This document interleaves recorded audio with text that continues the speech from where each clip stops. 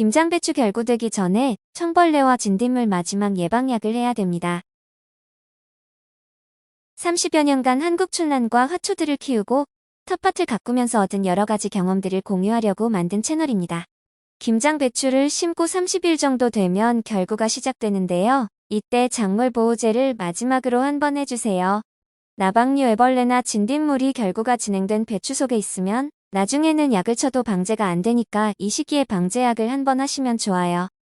영상 끝까지 시청하시고 구독과 좋아요도 부탁드릴게요. 제가 여기 8월 27일 날 김장배추를 심고 지금 결구가 막 한참 이루어지거든요. 이때 꼭 해줘야 할 것이 있습니다. 이거 안 해주면은 배추 못 먹을 수도 있어요. 이제 배추가 결구가 되면요, 그 파밤나방 애벌레랄지 그 배추 청벌레 이런 것들이 결구되는 배추 속으로 들어가요. 그러면 나중에 결구된 다음에는 위에다 약을 뿌려도 약액이 침투가 안 돼가지고 방제가 안 됩니다. 또 진딧물도 생기는데요. 제가 이 김장배추를 오래 심어 수확을 해보면은 진딧물이 있는 곳은 그냥 아주 꽉 차서 바글바글하게 있고 또 없는 곳은 없습니다. 그래도 진딧물 약도 방제를 해줘야 됩니다. 지금 이 시점에서 이제 진딧물이나 나방류 애벌레 이게 결구된 속으로 들어가면은 약을 해도 약액이 침투가 안 돼서 방제가 안 돼요. 속에서 다 파먹습니다.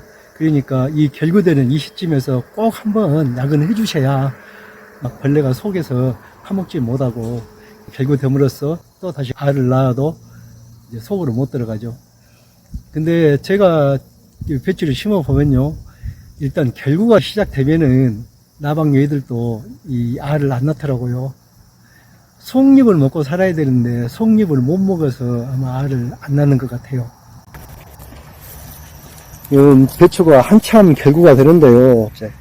아직도 속이 완전 결구가 안 됐으니까 지금도 방제약을 해주기는 늦지를 않습니다만은 그래도 조금 더 빨리 해줬으면 좋죠.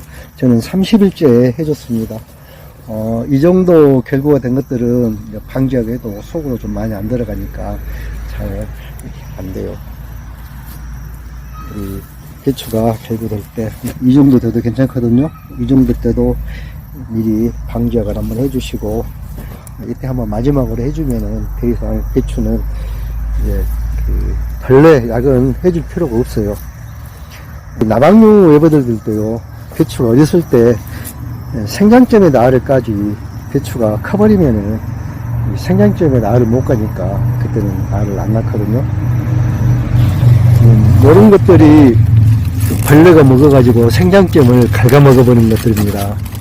생장점을 갉아먹어버린 것들은 여기가 생장점이 없으니까 이렇게 안 크고 배추가 버리죠.